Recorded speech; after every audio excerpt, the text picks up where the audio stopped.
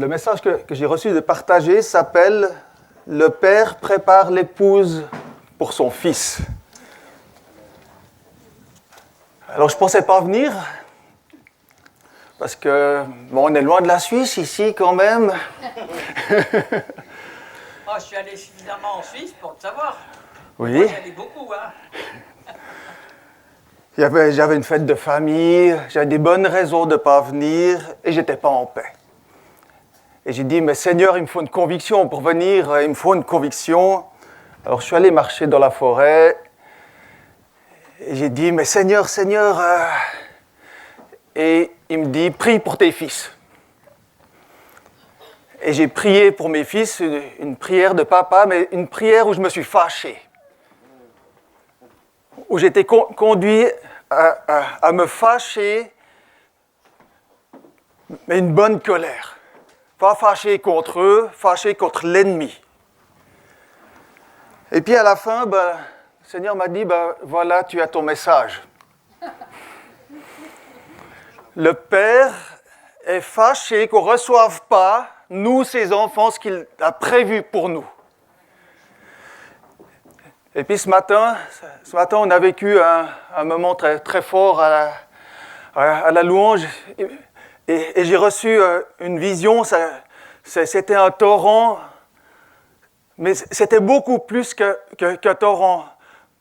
Moi, je suis un homme des montagnes. Ça arrive que quand il y a un gros orage dans les montagnes, qu'il y a des torrents très violents qui descendent, et c'est des torrents qui emportent tout. Ça emporte les troncs, ça emporte les pierres. C'est comme une grosse vague qui arrive d'un coup. Et ce torrent, il est pour nous aujourd'hui. Ce torrent va descendre sur nous aujourd'hui, je ne sais pas quand, je ne sais pas comment, mais c'est un gros torrent avec... Et tous les troncs qu'il a emportés, c'est ce qui traînait dans le lit de la rivière. Toutes les choses qui nous encombrent, il emporte tout, les pierres y compris. Alors on verra. J'ai dit, mais Seigneur, c'est toi qui décides quand. J'aimerais raconter un petit peu comment je suis devenu chrétien. Moi, je suis né dans une famille non chrétienne, mais j'avais une marraine chrétienne qui m'offrait toujours des livres chrétiens quand j'étais enfant. Et ces livres, je râlais quand je recevais ces livres et je les ai tous lus au moins 10 fois. Et j'ai senti dans ces livres qu'il y avait quelque chose que je n'avais pas. Alors la première chose, je me suis dit, je vais faire... Il y a un miracle, là, j'ai entendu un miracle avec Gédéon, la toison, je vais essayer la même chose. Pas besoin d'expliquer que ça n'a pas marché. J'étais un peu déçu, mais ce qui m'avait frappé dans ces livres, c'est que ça partait toujours de la rencontre d'un chrétien. Et d'un chrétien, de quelqu'un, j'avais remarqué que ces gens-là, que je ne connaissais pas, ils avaient quelque chose que je n'avais pas. Et j'ai fait une prière... de ces prières qu'on ne sait même pas que Dieu écoute, si tu existes, tu me fais rencontrer un vrai chrétien. Un chrétien qui a ce que je n'ai pas. Bien sûr, j'ai été exaucé. J'ai rencontré un vrai chrétien qui m'a dit « Patrick, sans Jésus, t'es foutu. » Poum! Et puis moi, si c'est comme ça, je vais te prouver le contraire. J'ai perdu 5 ans. 5 bonnes années, entre 16 et 21 ans. Et il a fallu que je parte à l'étranger. Je suis parti vivre ces 6 mois en Allemagne. Et à l'époque, j'étais un révolté. Il n'y avait pas de parti suffisamment à gauche. Même les anarchistes, ils n'étaient jamais assez extrêmes. Et puis là, en Allemagne, tout est différent. Et puis ce monde où tout va mal à cause de ces patrons pourris, j'ai découvert tout est différent et tout est pareil. Le problème est en moi. Et je suis rentré à la maison. J'ai été retrouver cet ami chrétien que je n'avais plus vu depuis près de 3 ans. Et je me suis converti. Je me suis converti à 5 heures du matin. non pas qu'on avait rendez-vous à 4 heures du mat, ça a commencé le soir, on a mangé ensemble, soupé ensemble, comme on dit en Suisse. Mais j'avais tellement peur. J'avais peur de tout perdre. Mon monde, c'était la montagne, c'était les sports extrêmes. J'allais perdre tous mes amis, j'allais tout perdre, j'avais tellement peur. Puis finalement, j'ai fait le pas, et en même temps, il y avait sa chatte qui accouchait. Alors, vous l'avez deviné, j'ai un caractère radical. Déjà, avant d'être chrétien, j'étais objecteur de conscience, j'ai refusé l'armée, j'étais en prison pour avoir refusé l'armée. J'ai eu une conversion radicale, je suis devenu un chrétien radical. Directement, formation au ministère. Je détestais l'Église, je détestais les chrétiens, j'ai reçu un amour pour l'Église. J'ai reçu de prêcher très vite, c'est venu très vite. Et à la fin de ma formation, j'ai fait 3 ans de formation, à la fin de ma formation, j'ai reçu la conviction du baptême d'eau. J'ai vécu ce baptême, mais j'ai fait ma formation, c'était dans l'église réformée officielle qui baptise les enfants. Et j'avais été baptisé enfant par mes parents. Enfin, j'avais reçu 3 gouttes d'eau qui étaient censées me transporter au paradis. Et 2 semaines après mon baptême, j'étais convoqué par les autorités synodales. Première question, date de votre baptême. J'ai dit, c'était il y a 2 semaines. Alors, on a eu une grosse discussion. Ils m'ont accusé d'avoir une volonté satanique de juger les gens parce que je disais qu'on n'est pas sauvé par le baptême. Et ma formation a été annulée. Je suis retourné à l'usine pour 40 ans. Quand on est radical, le Seigneur il est aussi radical avec nous. Et pour une excellente raison, c'était la transformation du caractère. Parce que j'étais un homme sans père, j'avais un papa à la maison, je vais en parler plus loin. Mais le courage, la radicalité, ça ne suffit pas. Parce que je croyais être insensible. Je suis une personne dite hypersensible. J'étais complètement bloqué. Moi, chanter et battre des mains, vous oubliez. Soit j'essaye de battre des mains à contre-rythme, soit j'essaye de chanter, mais les deux en même temps, on oublie. J'avais un très fort bégaiement. D'ailleurs, des fois, ça s'entend encore. Mais le bégaiement, c'est la honte. C'est la honte parce que c'est un débordement émotionnel qu'on ne peut pas cacher. J'étais dans la honte, j'étais dans la colère, j'étais dur, j'étais rigide.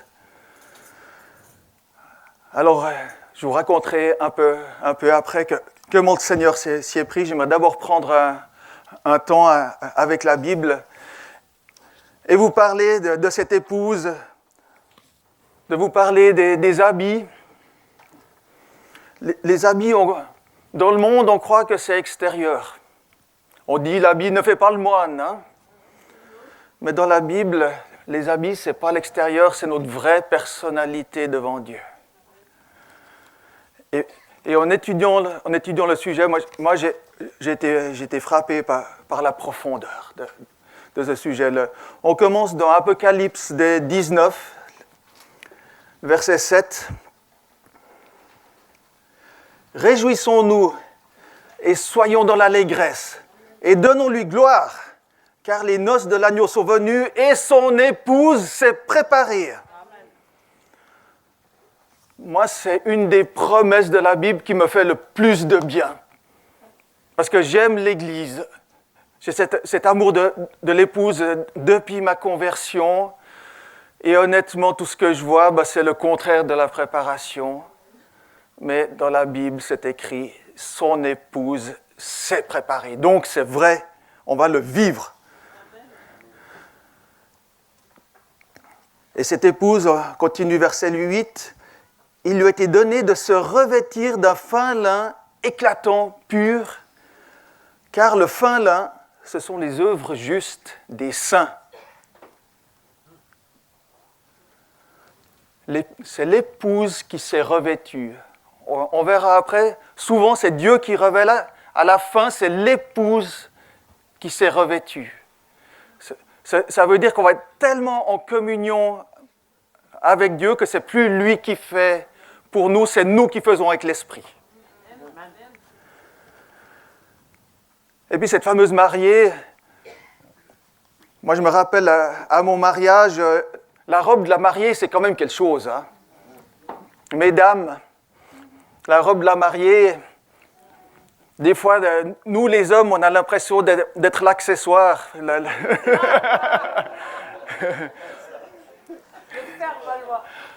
Le faire valoir, oui.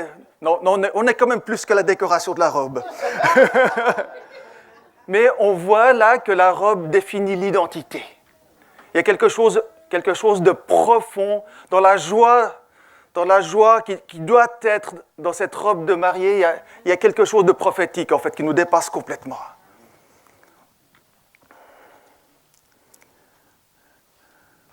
J'aimerais continuer dans Éphésiens 2, chapitre 2, verset 10. Continuer sur le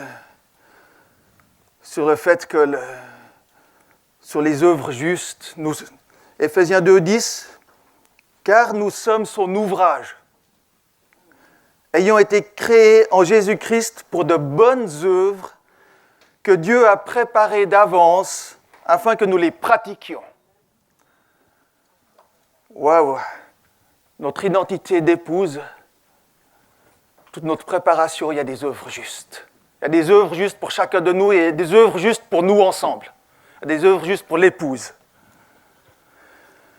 Et on est très loin de la pensée du monde. On a une pensée qui vient par la psychologie, qui nous dit l'important c'est l'être, le faire, c'est pas vraiment important.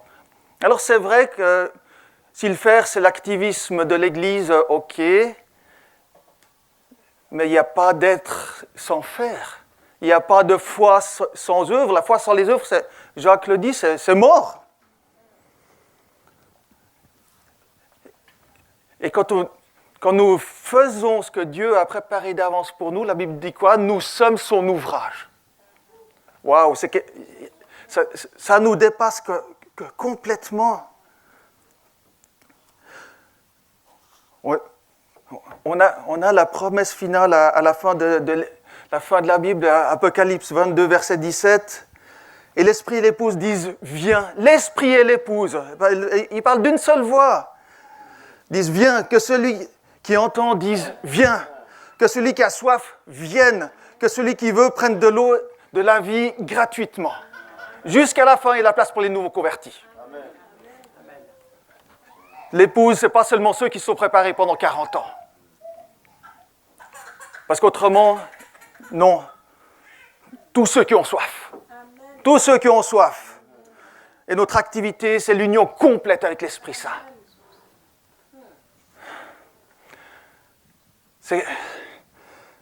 Moi, ça me dépasse complètement. Je viens d'un milieu réformé, l'Esprit Saint, ça n'existe même pas.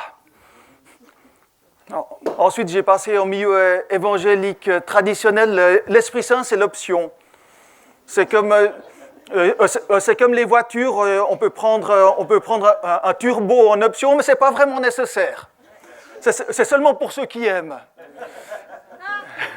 Non, l'Esprit Saint, on est appelé à une union totale avec l'Esprit Saint. Et cette invitation à la communion avec l'Esprit, c'est jusqu'au dernier bout. Et les convertis de la dernière heure, ils vont être en communion totale avec l'Esprit Saint depuis la première minute, la première seconde. Alors je me suis rappelé un conseil de Jacques Collomb, quand on parle d'un texte, il faut aller chercher la première fois que la Bible en parle. Alors, à votre avis, quel est le premier texte qui parle de la robe, de l'habit, on va dire?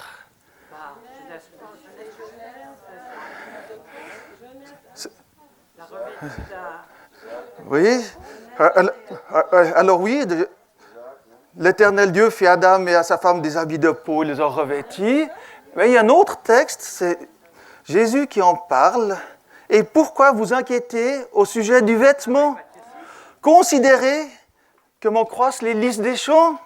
Il ne travaille ni ne file. Cependant, je vous dis que Salomon même, dans toute sa gloire, n'a pas été vêtu comme l'un d'eux. Si Dieu revêt ainsi l'herbe des champs qui existe aujourd'hui et qui demain sera jetée au four ou donnée aux vaches, il vaut mieux. Ouais, il y a des Français aussi.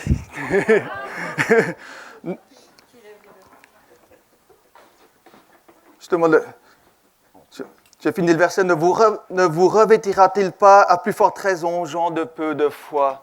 C'est-à-dire, avant que l'homme existe, Dieu avait déjà donné des fleurs magnifiques. On n'était pas encore là, il se réjouissait déjà. Amen. Et la gloire, toute la richesse était déjà là. C'est incroyable. Alors je vais relire Genèse 3, 21. Oui, l'Éternel Dieu fit à Adam et à sa femme des habits de peau et les a revêtis. Le premier habit a été fait par Dieu. On voit tout à la fin de la Bible, c'est l'épouse qui se revêt. Au début, c'est Dieu qui fait tout. Et on a deux métaphores là. Ce texte nous parle déjà, parce qu'il a fallu sacrifier un animal pour qu'on soit revêtu, nous parle déjà qu'il faut un sacrifice pour qu'on soit sauvé. Pour qu'on revête nos véritables habits. Et il y a une deuxième métaphore qui concerne notre vie chrétienne. Au début de notre vie chrétienne, Dieu fait tout. On ne connaît même pas la parole, on ne sait rien.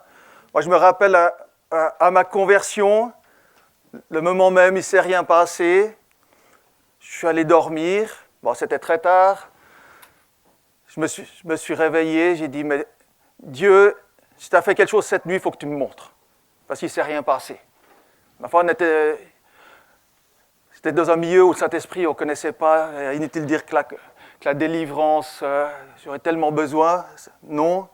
Par contre, j'ai ouvert ma Bible et c'était clair. Je me rappelle, j'ai ouvert plein de fois ma Bible, mais il y a un voile sur la Bible. Quand on n'est pas chrétien, quand on n'a pas l'esprit, il y a un voile. On lit, mais on ne comprend pas. Là, je lis, waouh, ça me parle, c'est vivant. Et Dieu me parle. Waouh.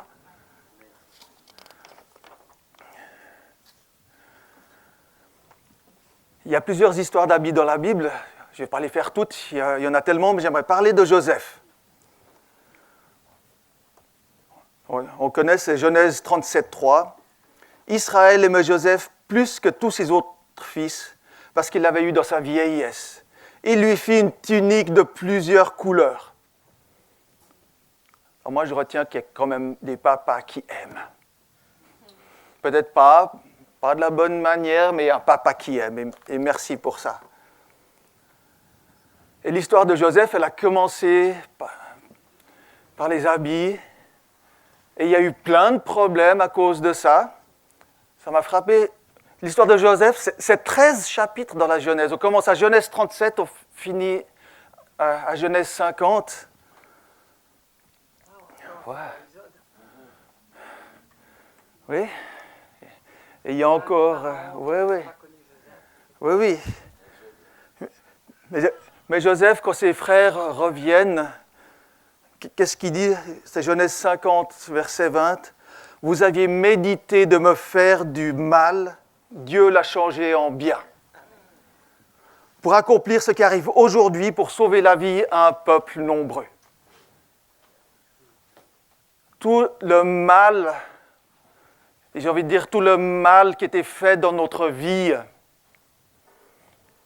Joseph, il a été vendu comme esclave. Il était faussement accusé.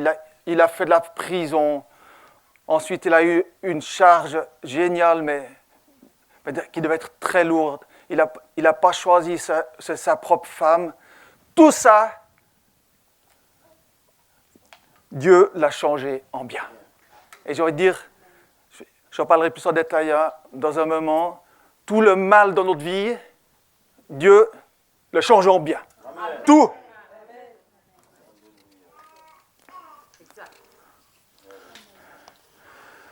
J'aimerais parler de l'habit d'Aaron. Exode 28, les versets 3 à 6. Tu parleras à tous ceux qui sont habiles, à qui j'ai donné un esprit plein d'intelligence. Ils feront les vêtements d'Aaron, afin qu'il soit consacré et qu'il exerce mon sacerdoce.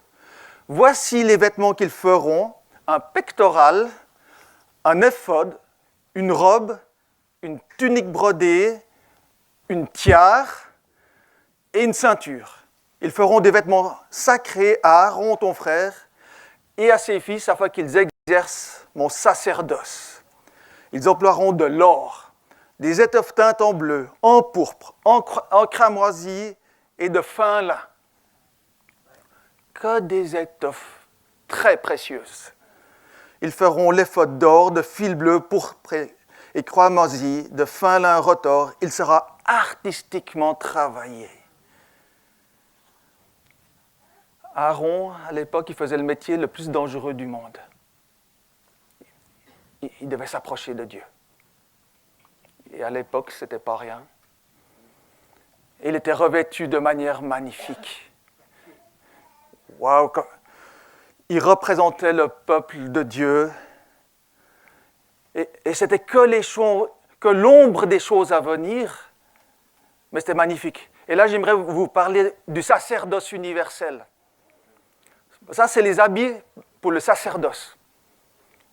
Et devant Dieu, nous avons les mêmes habits qu'Aaron. Combien de fois je suis en train de gémir, « Seigneur, je suis un tout petit chrétien. Seigneur, je n'ai pas de force. Seigneur, c'est trop. » Alors que lui me voit avec des magnifiques habits. Et il nous voit chacun de nous, chacune de nous avec des habits mais magnifiques.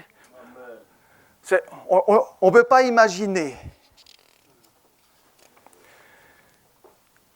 Puis là, j'ai envie de dire, on commence à voir que les habits, c'est beaucoup plus que des bouts de chiffon. Hein. J'avais un peu la trouille de parler d'habits à des hommes, parce que honnêtement, il y en a quelques-uns, c'est leur passion, mais pour beaucoup d'entre nous, c'est pas notre truc. Mais dans la Bible, c'est autre chose. Mais il peut y avoir des habits étrangers. C'est Sophonie 1, verset 8. « Au jour du sacrifice de l'Éternel, je châtierai les princes et les fils du roi et tous ceux qui portent des vêtements étrangers. »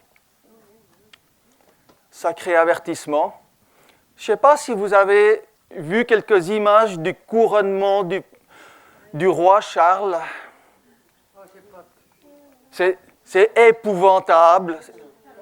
Mais par rapport au monde, et cet homme, il est le chef, il est dit être chef de l'église anglicane, il porte que des habits étrangers.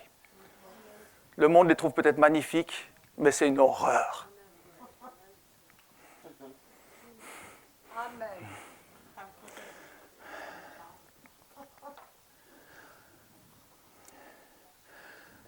Mais nos habits peuvent être sales.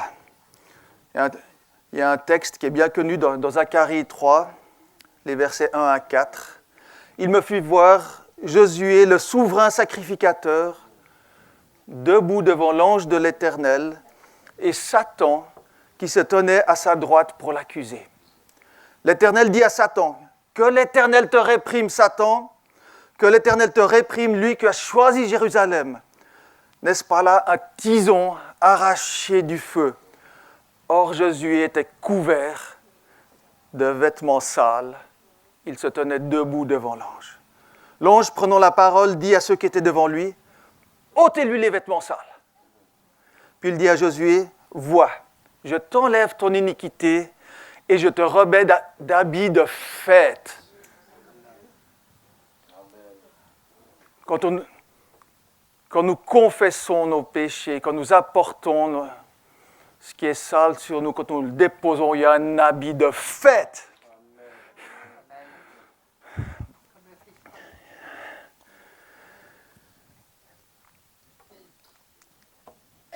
Et pourtant, Josué était souverain sacrificateur.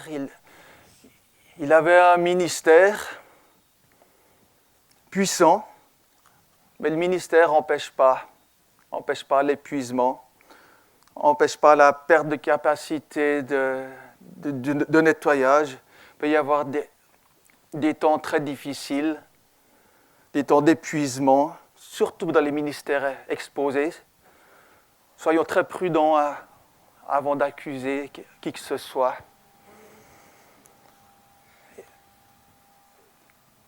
Josué est un tison arraché au feu, ça veut dire que c'est quelqu'un qui était dans le feu.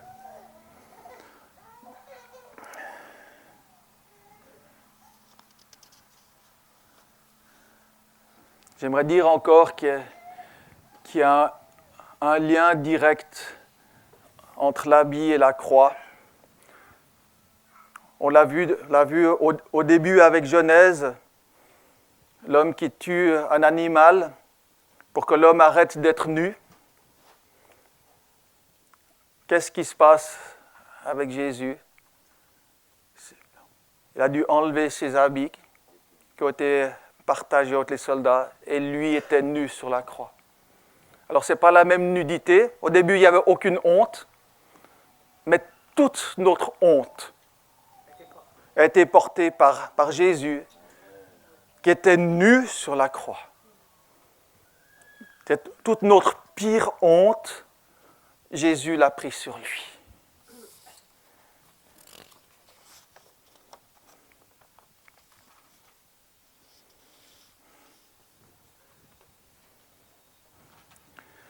Et ce texte nous montre qu'on peut avoir des habits sales. Dans un langage moderne, des habits sales, c'est aussi des blessures. C'est aussi des endroits où nous saignons encore, où nous avons encore mal. Quand nous sommes blessés, pas encore guéris, pas encore délivrés, nous sommes blessants. On peut être, suivant notre personnalité, on peut être blessant contre d'autres. T'es pas assez ci, t'es pas assez ça, t'es pas un bon chrétien, t'es pas une bonne chrétienne. Et une autre manière qui n'est pas meilleure, c'est les personnes qui se blessent elles-mêmes et qui tombent dans la dépression, dans l'accusation. C'est aussi le fruit de la blessure. Dans ma radicalité, alors j'étais admiré par certains, mais je faisais peur à d'autres. Et je faisais peur à ma propre femme. Ce n'était pas drôle pour elle. Et moi, je n'étais pas en paix. Alors il y a eu beaucoup de choses, mais une des choses qui m'a vraiment béni, c'est quand j'ai commencé à recevoir des paroles de Dieu pour d'autres. Et je ne recevais pas uniquement des paroles, je recevais le regard de Dieu sur les autres. Et donc, je recevais de voir comment Dieu voit. Alors, comment Dieu nous voit?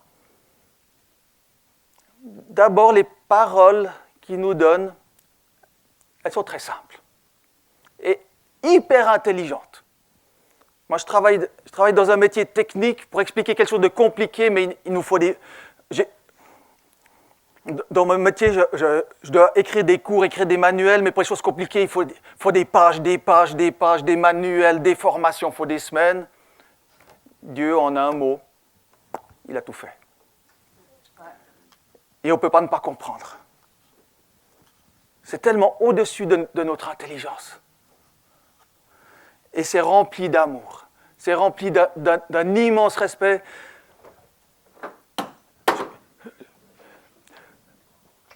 Je viens du pays de la précision. Mon métier au départ, c'est mécanicien de précision.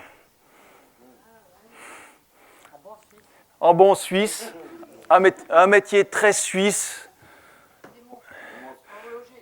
Non, c'est pas horloger, c'est dans la machine-outil. Mais on fait des efforts pour la précision. Mais Dieu, il a une précision infiniment au-dessus. Et il nous connaît parfaitement. Une parole, c'est toujours personnel. C'est rempli d'amour.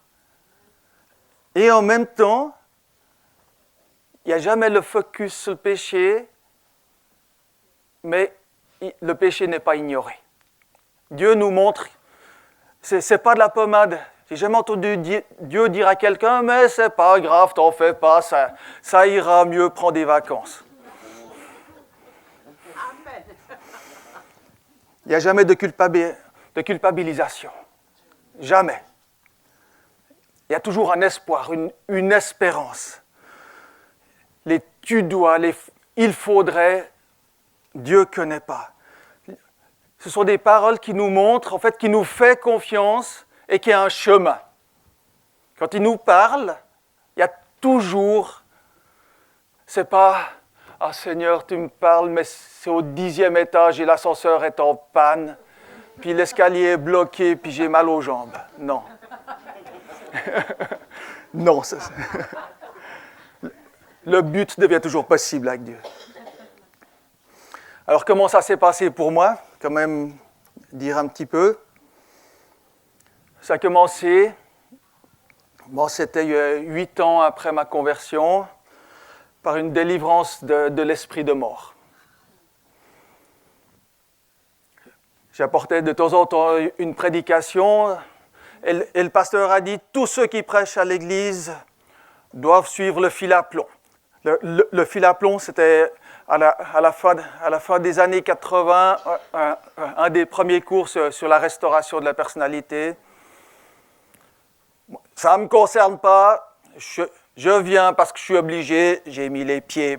Non, ce n'est pas pour moi, je n'ai pas besoin, je prêche très bien, tout va bien dans ma vie, rideau. Et puis le dernier jour, il y avait l'auteur du cours qui s'appelle Bruce Thompson. J'ai vu cet homme et mon esprit a dit, mais ça c'est un homme de Dieu. Pourtant, je veux dire, j'étais pas du tout ouvert au Saint-Esprit dans le sens charismatique, mais en moi, cet homme est un homme de Dieu. Et il y avait un moment de prière pour chacun. Et moi, j'ai dit à Dieu, mon Seigneur, tout, mais je ne demande pas pardon.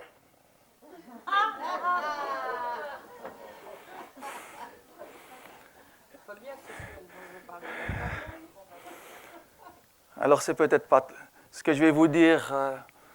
Les théologiens ne seraient peut-être pas très d'accord, mais cet homme a vu un bébé lié dans le ventre de sa maman. Complètement lié, il y avait une épée à côté qui a reçu que ma maman avait désiré avorter. Heureusement, à l'époque, les papas pouvaient encore dire non. Depuis, c'est... Enfin, merci Seigneur, je suis en vie et j'ai été délivré de cet esprit de mort et j'ai pleuré comme un nourrisson pendant une demi-heure. Je pleurais, mais j'entendais ces cris, ces larmes, et c'était j'avais 30 ans, hein, c'était les premières larmes de ma vie. J'étais tellement en colère. Et pendant des années, chaque fois que l'esprit s'approchait, je pleurais, mais c'est des bons pleurs. Et je ne m'en suis pas rendu compte tout de suite, mais en fait, mon appel prophétique a commencé avec cette délivrance.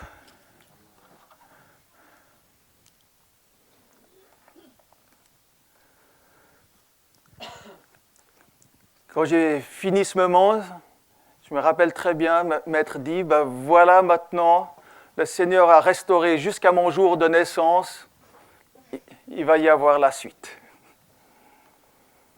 La suite, elle est venue longtemps après.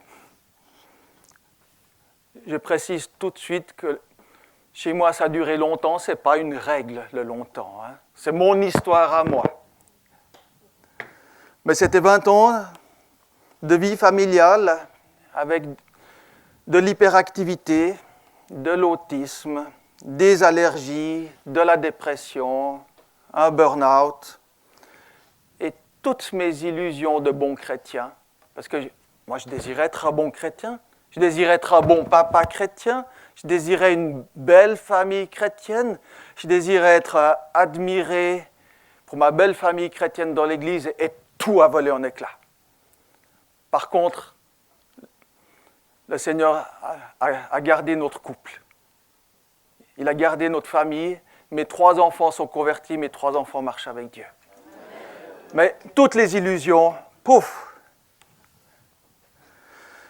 J'ai vécu quelques délivrances pendant ces 20 ans. La colère, c'était marrant. C'était une journée pour hommes. Et puis l'orateur, il reçoit... Il y a des hommes qui ont besoin d'être délivrés de la colère. Moi, je me dis, ça va bien, ça ne me concerne pas. Et j'ai commencé à mes oreilles à entendre ce que mes enfants me disaient. J'ai dit, bon, Seigneur, si mes enfants me disent ça, et si tu me le rappelles maintenant, alors la colère, il a fallu plusieurs pas, plusieurs chemins. Le rejet, je devrais dire les rejets, parce que ça a aussi été des étapes. La honte aussi, c'était un moment fort, c'était un week-end dans une assemblée chrétienne. Il y avait un orateur qui était là. Et tout à coup, il reçoit, il y a un homme qui a besoin d'une délivrance de la honte. C'est pas pour moi. Et tout à coup, l'Esprit me montre, mais pourquoi tu as toujours besoin d'avoir raison?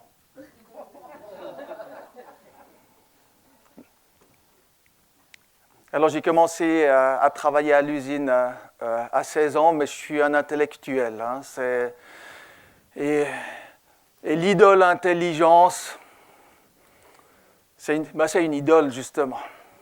Et de vouloir avoir toujours raison, enfin chez moi, ça cachait la honte.